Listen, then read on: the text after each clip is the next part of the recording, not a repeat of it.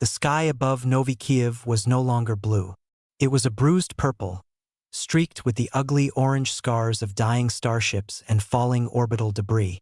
On the ground, the air smelled of ozone, melted metal, and something sweetly rotten, the scent of Kthari bioplasma. Ambassador Kalin of the Mizarian Concordance stood in the crumbling command bunker. His fine blue feathers were matted with dust. His large, dark eyes, usually so full of thoughtful intelligence, were now wide with a fear he could not hide. On the large holodable, the tactical display was a disaster. The green dots of Concordance forces. His people, the sturdy Taurians, were being swallowed by a relentless, creeping tide of red. The northern ridge has fallen. A Taurian officer grunted, his voice like stones grinding together. He pointed a thick finger at the map. They are pushing toward the Gamma elevator complex. If that falls, we lose the last spaceport. The planet is lost. Kalin's heart sank. The Gamma complex was their final thread.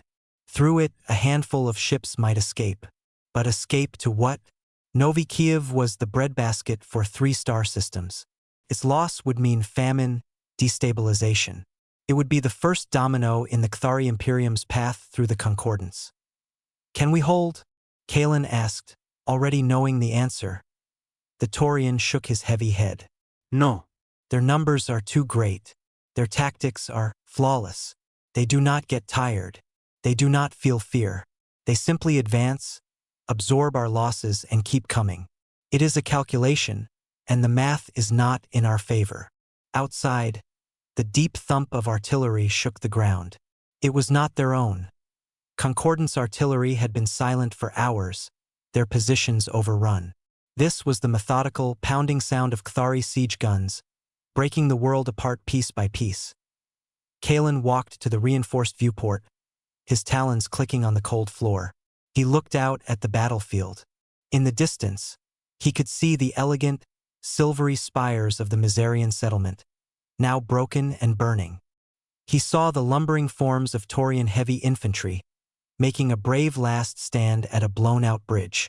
They fought with great strength and courage. But for every Kthari warrior they smashed apart with their powered fists, 3 more scuttled over the rubble, their chitinous bodies clicking, their weapon arms glowing with green bioenergy. The Concordance fought a war of honor, of lines and defenses and declared engagements. The Kthari fought a war of consumption.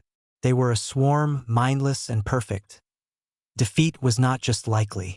It was certain. It was a cold, hard fact, as real as the ice on the distant mountains. Send the signal, Kalin said, his voice barely a whisper. He did not turn from the window. Ambassador? The Taurian officer asked. Send the final distress call. On all channels. The Omega Protocol. Kalin closed his eyes. The Omega Protocol was a blanket plea, sent to every signatory of the Concordance, even the distant, rarely seen members. It was an admission of total failure. The communications officer, a young Mizarian with a bandaged wing, worked his console. Message sent, sir. But who will come? The fleets of Kor are months away. The Veln are already retreating. There is no one left. Kalin thought of the list of species in the Concordance. His mind settled on one, the newest, the most volatile. They were spoken of in cautious tones. Brilliant but primitive. Creative but violent. They had joined the galactic community only a generation ago, and they mostly kept to themselves. There is one, Kalin said. Terra. A silence fell over the bunker, broken only by the distant thumps of war. The humans? The Taurian scoffed, a low rumble in his chest. They are animals. Brilliant engineers, yes, but they are ruled by emotion, not logic. They would be unpredictable. What other choice do we have? Kalin snapped, his feathers ruffling. We need the unpredictable. We need the impossible. Otherwise, by this time tomorrow, we will all be dead or processed in a Kthari hive vat. He walked back to the holodable. The red tide was inches from the icon marking the Gamma elevator complex. The math was clear. They had maybe 18 hours. Record a personal addendum to the Omega signal. Direct it to the Terran Soul Defense Force frequencies. He straightened his tattered robe, trying to find some shred of his old dignity. Tell them Novi Kiev is falling. Tell them the Kthari swarm is unstoppable by conventional means. Tell them, he paused, the words tasting like ash. Tell them we request a miracle, and that we will accept any terms for it. The message was sent out into the cold dark of space, a tiny cry against the inevitable. Kalen returned to the viewport. He watched the last brave Taurians be overwhelmed by a skittering, clicking wave of enemies. He felt no hope. He had simply changed the name of the force that would witness their end. Somewhere, in the void, a ship received the signal. It was a blocky, angular vessel, scarred and painted a dull, non-reflective black. It bore no graceful lines, no artistic flourishes. It was a tool shaped for one purpose. On its bridge, a woman with dark hair and calm, brown eyes read the message. She showed no expression. She simply turned to her navigation officer. Set course for Novi Kiev. Maximum burn. Prepare the drop pods for a hot insertion. Storm conditions preferred.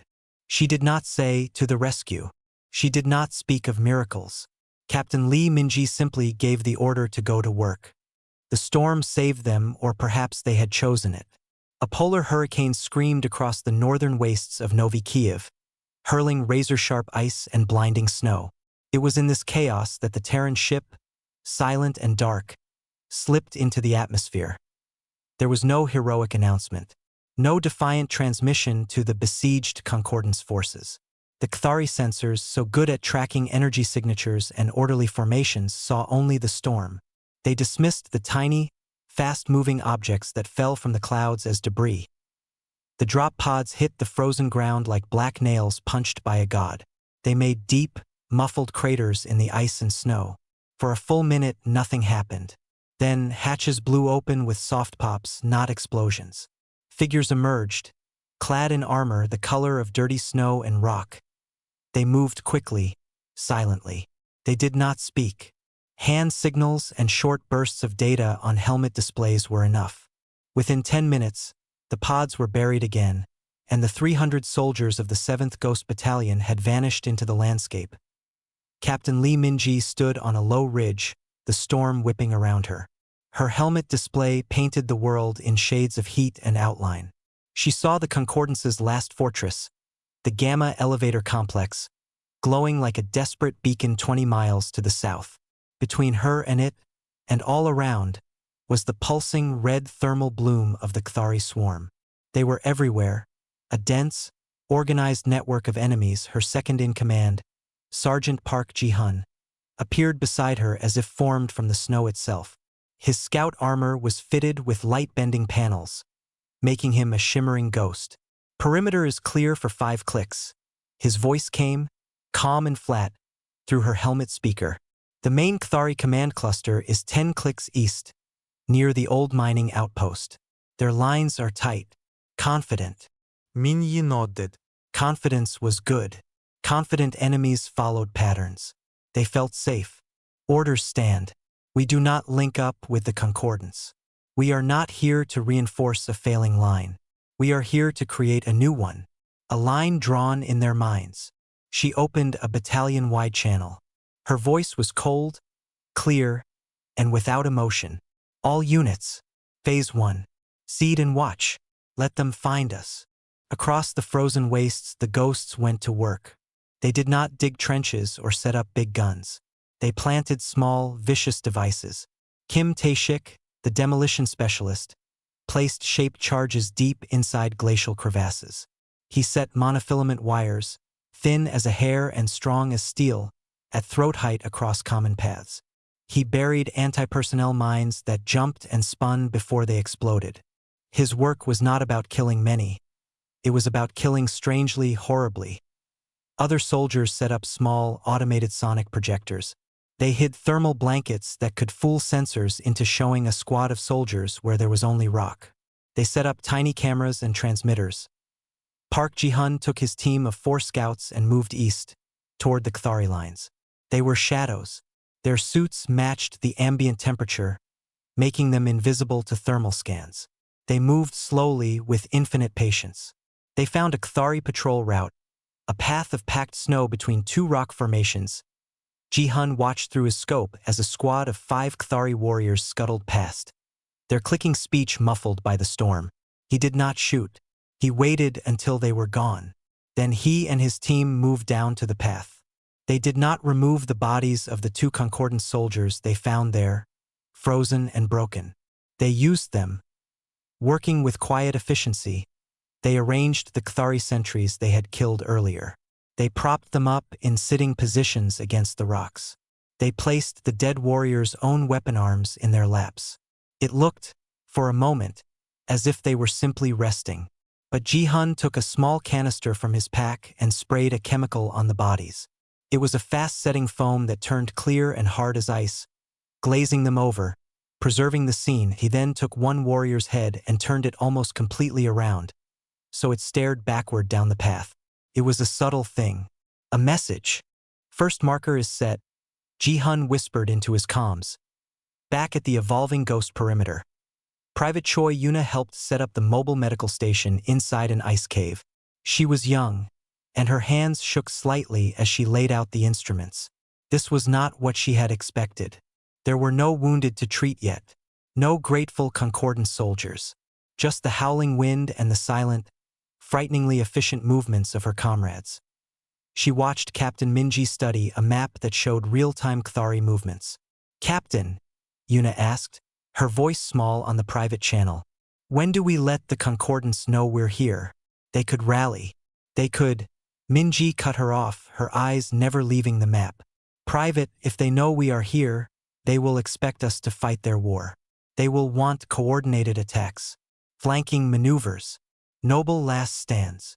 She finally looked at Yuna. Her face was calm, but her eyes were like the ice outside. "We are not here for that. We are here to win.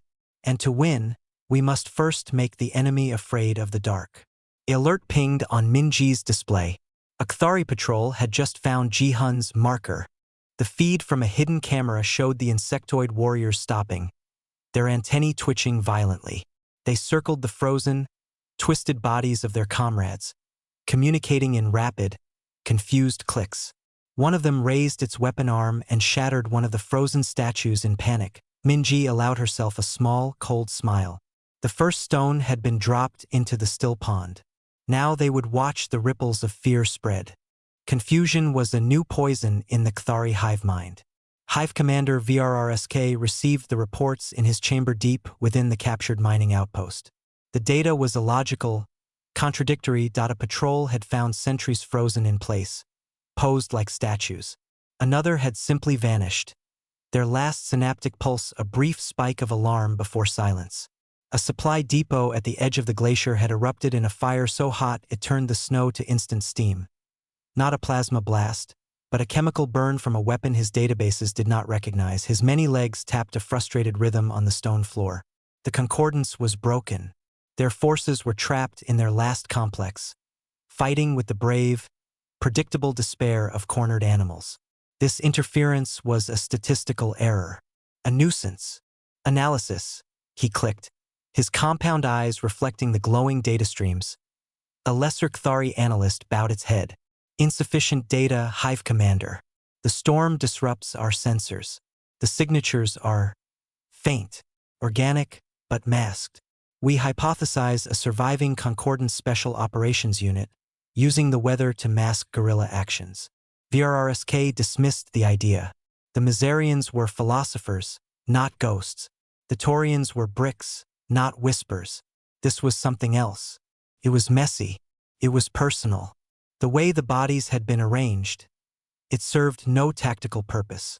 It was communication, a threat. Dispatch the 4th Digestion Cohort, VRRSK ordered. Clear the northern glacier sector. Locate and consume this irritation. Leave no biological matter intact. The order went out. A full cohort, 200 strong, began to move in a wide, sweeping formation across the ice. They were the swarm solution to most problems. Overwhelming, disciplined force on the glacier. The ghosts watched them come. Captain Lee Minji observed the red mass advancing on her tactical map. "Right on time," she said, her voice calm in the helmet comms. They are logical. They see a problem, they send a larger force to erase it. Sergeant Park. Status of the package. Park Ji-hun was lying perfectly still under a thermal blanket, his body heat masked. He watched the lead elements of the Kthari cohort scuttle past his position, barely 10 meters away. Package is delivered and active, Captain. They are escorting it right to the clearing. The package was a captured Kthari scout, found stumbling alone with a broken leg. Private Choi Yuna had been ordered to patch it up just enough to survive. Then, they had fitted it with a small subdermal data chip and released it. The chip broadcast a simple, repeating loop of recorded footage to any Kthari synaptic receiver. The footage showed Terran soldiers in their ice cave. It showed Kim Tae-shik calmly cleaning his heavy rotary cannon. It showed Minji studying a map, pointing to the location of the Kthari command outpost. It showed them looking at the camera, at the viewer, with blank, unreadable helmet visors. There was no fear. No urgency. Just the quiet preparation of craftsmen. The wounded scout was found by the advancing cohort. The moment they made contact, the data chip broadcast its loop directly into their shared mind. The effect was immediate and visible. The perfect, sweeping formation of the cohort stuttered. Warriors hesitated, their antennae twitching wildly as the foreign, chilling images flooded their perception. They saw the enemy, not fighting, not hiding in fear, but simply waiting.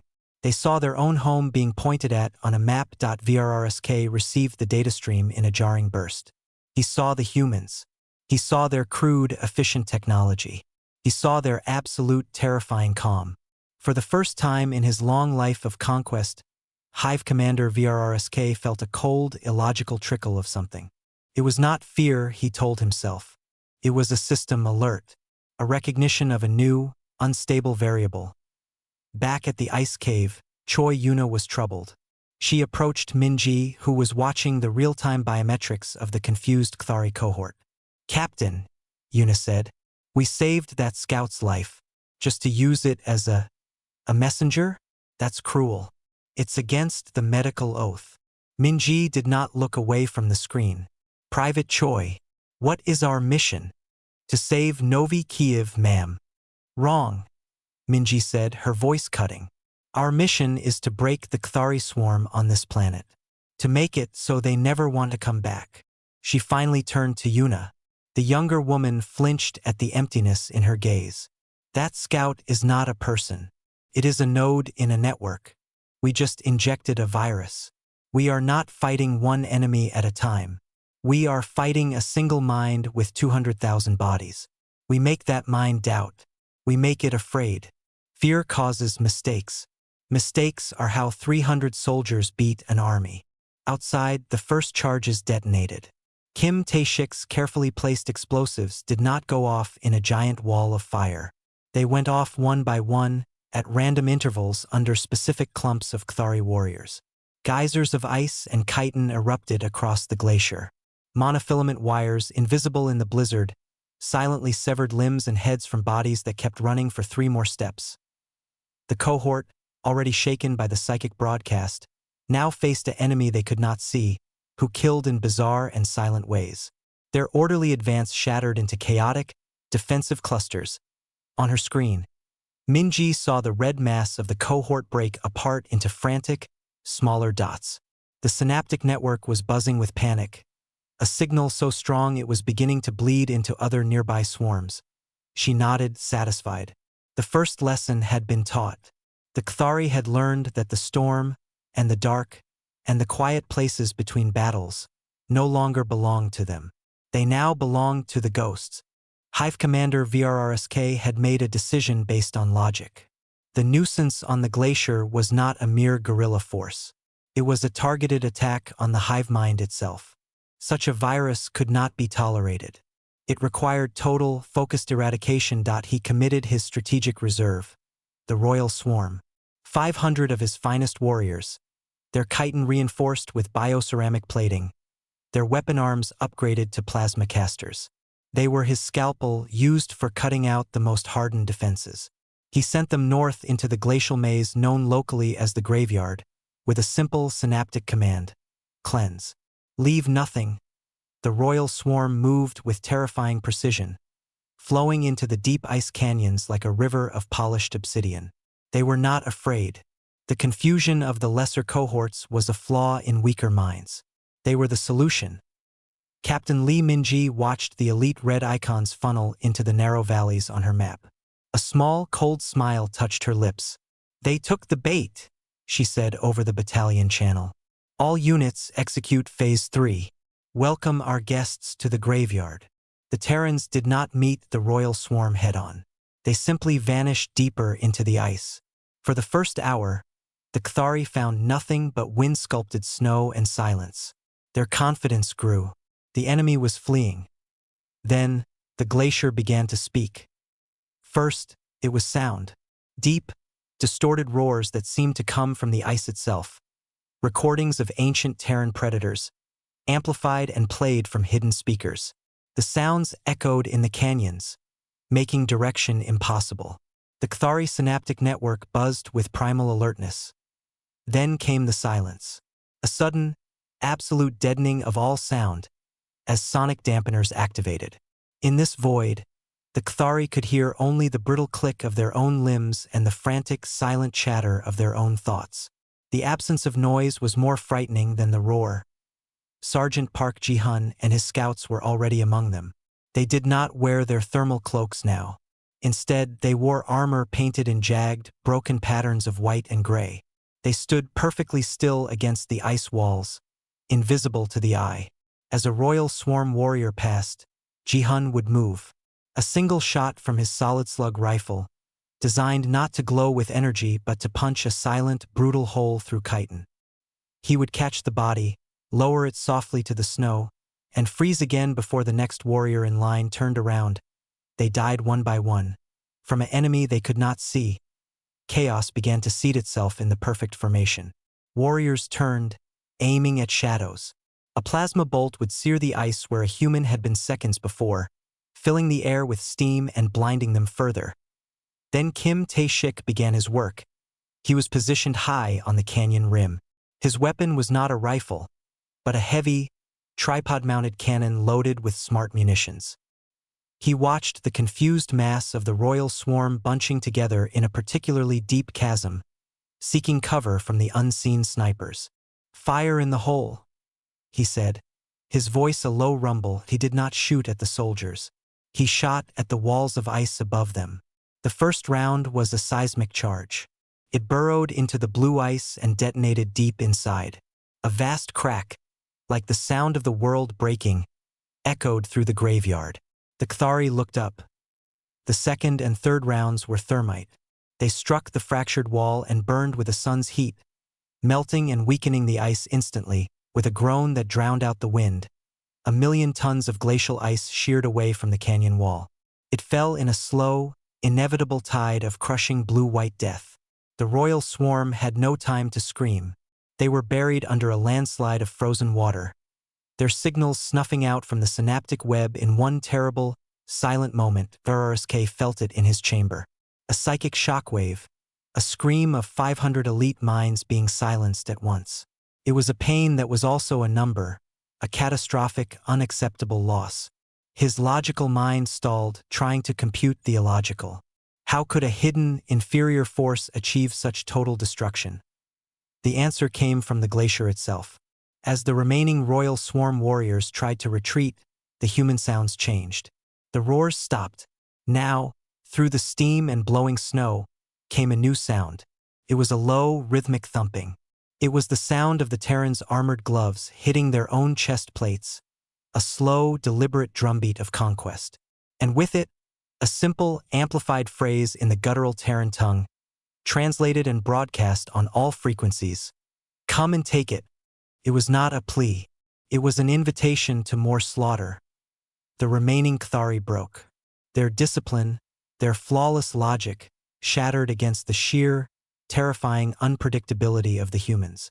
They turned and fled the graveyard, skittering back toward their lines, their synaptic signals pulsing with pure, undiluted dread in her ice cave. Minji watched the red icons retreat. She turned to Private Choi Yuna, whose face was pale behind her visor. "You see, Private?" They are not endless. They are not fearless. They are a system. And today, she said, looking back at the map where the royal swarm had been wiped from existence, we found a fatal error in their code. The collapse of the Chthari swarm was not a slow retreat. It was a system failure. The psychic shock of the royal swarm's annihilation rippled through every warrior on the planet. The virus of fear, planted by the ghosts, now raged like a fever through the hive mind. The disciplined advance became a confused stutter. Then, it became a rout. From the walls of the Gamma elevator complex, Ambassador Kalen and the exhausted Concordance defenders watched in disbelief. One moment, the relentless tide of chitin and plasma was pressing against their final barriers. The next, it was receding. Chthari warriors were turning away, not in order, but in a kind of terrified scramble. They were not looking at the Concordance lines. They were looking back over their shoulders, at the empty, storm-whipped glacier to the north. Something is out there, a Mizarian officer whispered, her feathers puffed in awe. Kalen thought of his desperate plea. Of the humans. A cold, unfamiliar feeling crept into his heart. It was not warmth. It was the chill one feels standing too close to a contained explosion point 2 days later. The last Chthari ship left orbit. Novi Kiev was quiet, save for the moaning wind and the crackle of dying fires. In the main hangar of the complex, what remained of the Concordance leadership gathered. They stood, bandaged and weary, trying to look dignified. They were there to meet their saviors.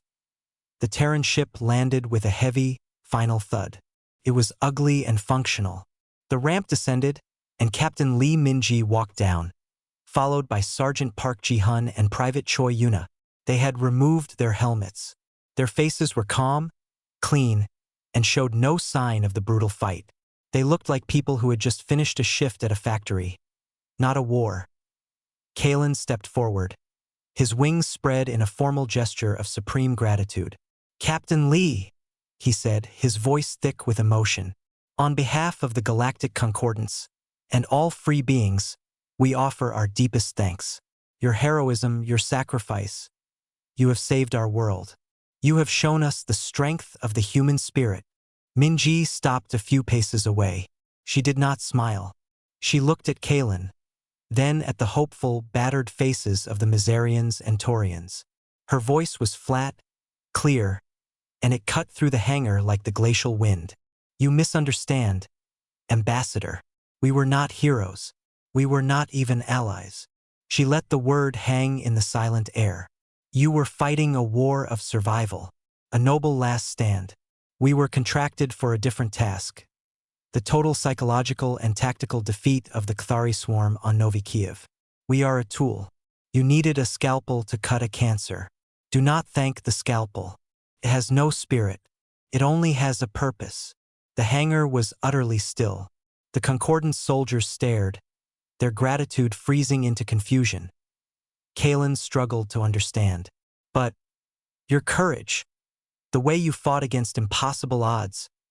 Park Ji-hun spoke, his voice quiet but carrying. "We fought smart, not hard. They were a single mind. We made it sick." Minji gave a small, sharp nod. "You fight with honor and direct force. They consume that. We fight with terror, confusion, and ruthless efficiency. They had no defense for it. Their logic broke." She looked over at Private Yuna, who was standing straight, her young face now composed into a neutral mask. "It is not a better way. It is just another way. One you had forgotten." With that, the ghosts turned. Their business was complete. They walked back up the ramp without ceremony, without looking back. They left behind no promises, no pledges of friendship. They left only a saved world, and a room full of people who suddenly felt very cold. The Terran ship lifted off, its engines a dull roar. It punched through the atmosphere and was gone. In the ship's ready room, the soldiers were stowing their gear. Kim Tae-shik meticulously cleaned the last specks of carbon from his weapon. Park Ji-hun checked his scout suit for any damage. Private Choi Yuna stood by a viewport, watching the blue-green marble of Novi Kiev shrink away. She thought of the grateful faces that had turned so confused. She thought of the frozen Kthari scout used as a message. She thought of the silence in the glacial canyon just before the ice fell. Sergeant Ji-hun came to stand beside her. He followed her gaze to the planet. "They'll build statues down there, you know," he said quietly, "to their mysterious saviors. They'll tell stories of the day hope arrived from the stars." Yuna was silent for a long moment. She remembered Captain Minji's words in the ice cave. "Our mission is to break the Kthari swarm. Not to save but to break." She looked at Ji-hun. "Is that what we were? Hope?" Ji-hun gave a small, almost invisible shake of his head. He put a hand on her shoulder, a rare gesture. "No. We were the alternative. They will remember they were saved. We will remember it was just another day's work. Now go check the medkit inventory. We deploy again in 72 hours. Yuna nodded, the last of her doubt hardening into a new understanding. She was not a hero. She was a ghost. The ship jumped into the void, leaving behind a legend, and carrying away only soldiers, already thinking of the next fight. Deep in the void, 2 months after the silence fell on Novi Kiev, the Terran ship moved without a sound. It was not heading home. It was stationed near a barren star system, a listening post in the dark on the bridge. The crew worked quietly. Captain Lee Minji studied reports. The official Concordance news feeds called the salvation of Novi Kiev a miracle of interspecies cooperation. The words were hollow to her. She was looking at a different data stream, a raw feed intercepted from Kthari border transmissions. Sergeant Park Ji-hun approached her station. His face, usually so still, showed a flicker of something. Curiosity. "The signal is stronger, Captain. It's repeating. They're talking about it." Minji nodded. She pulled the audio feed and put it on the main speaker. It was a clutter of clicks and whirs, the Kthari language. The computer provided a rough, cold translation in a synthetic voice. "The analysis of the glacier event is conclusive. The biological unit designation Terran represents an Omega-class threat variable. Their warfare is nonlinear. It introduces chaos. It targets the cohesion of the hive mind itself. Recommendation?" Another voice clicked. "Asterisk direct engagement is tactically unsound unless numerical superiority exceeds 1,000 to 1. Quarantine is advised. Sector X-77, including the Novi Kiev approach vector, is to be designated a void zone. All hive fleets are to reroute. The cost of cleansing the Terran variable is currently beyond acceptable calculation." Asterisk the transmission ended. The bridge was quiet. Park Ji-hun let out a slow breath. "A void zone. They're giving up an entire sector of space. Because of us. Because of the outcome." Minji corrected, but a faint, cold satisfaction touched her eyes. This was the real victory. Not a saved planet, but a changed strategic map. They had not just won a battle. They had rewritten the rules of engagement for their enemy in a quiet corner of the ship's mess hall. Private Choi Yuna sat with Kim Tae-shik. The big man was using a small tool to adjust the mechanism of a proximity mine. It was a delicate operation in his large, scarred hands. Yuna spoke softly. "I've been reading the Concordance news. They say we are heroes of the galaxy. They are naming a star after the ghosts of Kiev." Tae-shik did not look up from his work. "A star is useless. It gives no cover. It provides no tactical advantage." He snapped the mine's casing shut with a soft click. "It is a thing for them to feel good about. It does not stop a plasma bolt. But we did a good thing, right?" Yuna pressed.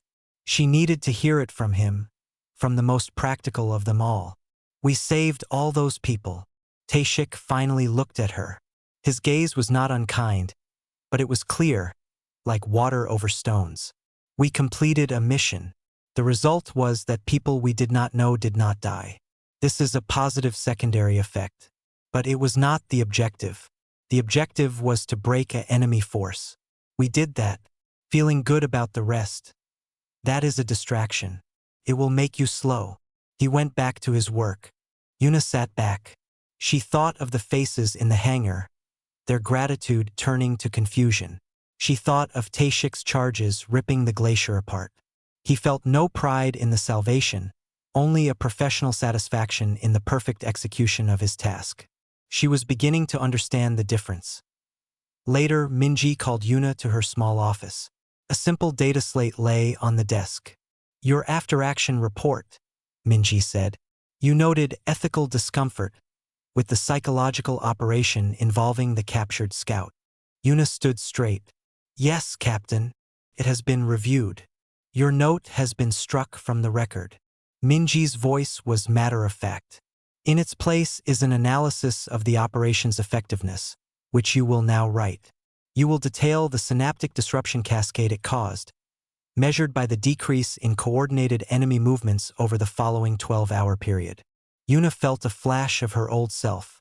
"But Captain, the method won the battle, Private," Minji interrupted, her voice finally showing a sliver of edge. "The galaxy is not a clean place. Our value is that we are willing to work in the dirt so others can stay clean. You can be a doctor or you can be a soldier. A soldier follows orders, and their only morality is the completion of the mission. Which are you?" The question hung in the air. Yuna thought of the star they were naming. She thought of the Kthari rerouting their fleets. She thought of the ice falling in the graveyard. She saw the chain that connected them all. "I am a soldier, Captain," she said, her voice firm now. "Good," Minji said, pushing the data slate toward her. "Then write the analysis. Learn from the operation. Next time you will not feel discomfort. You will only see a tool and a target." As Yuna left, Minji looked at the star chart on her wall. A large sector near Novi Kiev was now shaded and labeled in Terran script. Kthari Void Zone Ghost Protocol active. They were not heroes in a story. They were a warning in a tactical database. A line of text that made empires reroute their fleets. In the quiet of her office, Captain Li Minji allowed herself one thought. It was the closest she ever came to pride. They had not just entered the fight. They had changed the fight forever. And somewhere, in a hive mind on the edge of known space, an entire species had learned a new, chilling equation. That some defeats are not just losses on a map, but scars on the mind, and that humans were the universe's finest surgeons in that terrible craft. The Ghost Battalion's ship docked at a remote Terranway station, a stark metal asteroid base known as the Anvil. There were no parades, no ambassadors with shiny medals. The corridors were gray and echoed with the sound of boots and distant machinery. This was a place for tools to be serviced, not for heroes to be celebrated.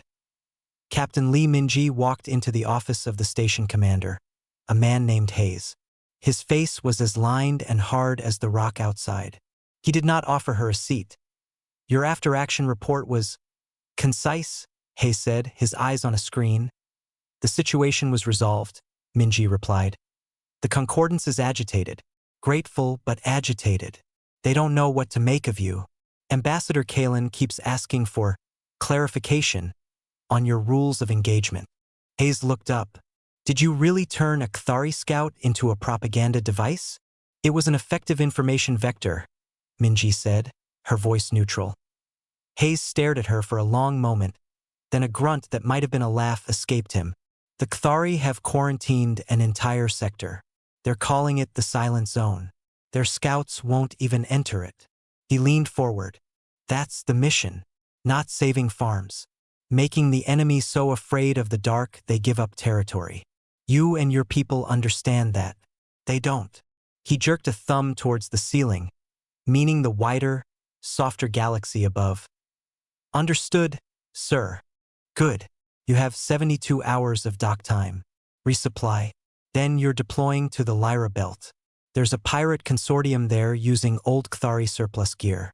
Nasty business. The local militia is losing. They've asked for specialists." Minji nodded. Another fight. Another problem that required their particular kind of solution. She turned to leave. "Minji," Hayes said. She paused. "That new medic of yours, Joey, is she going to be a problem?" Minji thought of Yuna in the office, the firmness in her voice when she finally chose her side. "No, sir. She is adapting. She will be an asset. See that she is." Dismissed. In the barracks section of the Anvil, the mood was quiet. The soldiers cleaned weapons, checked armor, and slept. The fight on Novi Kiev was already in the past. It was a data point. Sergeant Park Ji-hun found Private Choi Yuna in a small observation lounge, staring out at the stars. He handed her a cup of hot, bitter tea. "You are thinking about the faces," he said, not as a question. Yuna took the cup. "Yes, they looked at us like we were monsters, even as they thanked us." "They are not wrong," Ji-hun said softly.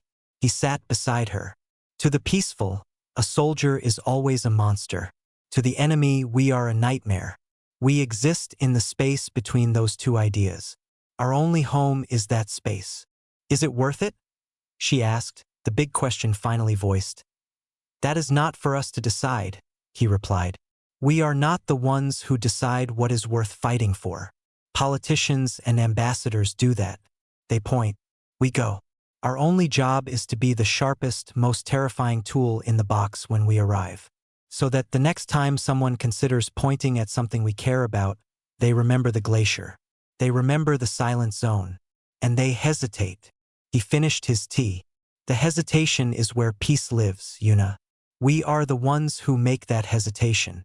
It is not a clean job, but it is the job." He stood up and left her with the stars and her thoughts. Kim Tae-shik was in the armory. He was not cleaning a weapon. He was building one.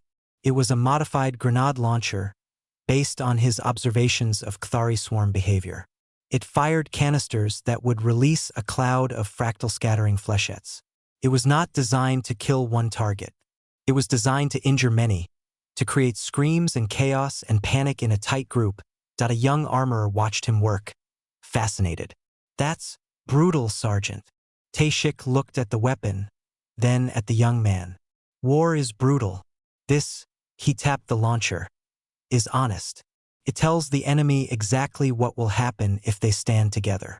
It is a clear message. But isn't it cruel?" Tae-shik's face showed no emotion. "Is it more cruel than a plasma bolt that vaporizes a being? Or a bomb that destroys a building with families inside? All weapons are cruel. This one is efficient. It wins battles by breaking formations. It saves time. And in war, time saved is lives saved. Our lives." He went back to his welding, the bright spark illuminating his focused, impassive face. He was not a philosopher. He was an engineer of outcomes. 72 hours later, the Ghost Battalion assembled in the drop bay. Their ship was loaded, their systems checked. They stood in perfect rows, anonymous in their freshly serviced armor.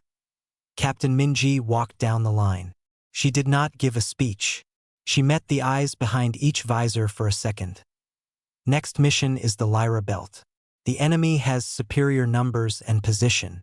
They expect a standard naval engagement or a straightforward ground assault." She stopped in the center of the bay. The only sound was the hum of the ship. "We will not give them that. We will give them the dark. We will give them the quiet. We will give them the fear that comes from the unknown. We are not an army. We are a lesson." Board the ship. The soldiers turned as one and marched up the ramp. Private Choi Yuna fell into step beside Sergeant Park Ji-hun. She did not look back at the station. She looked forward into the dim belly of the ship, her heartbeat steady, her mind clear. She was no longer a student. She was a ghost. The bay doors sealed. The ship detached from the anvil with a soft thump. It turned, pointing its nose away from the safety of the base, away from the sector they had made silent, and towards the next patch of darkness that needed their particular merciless light.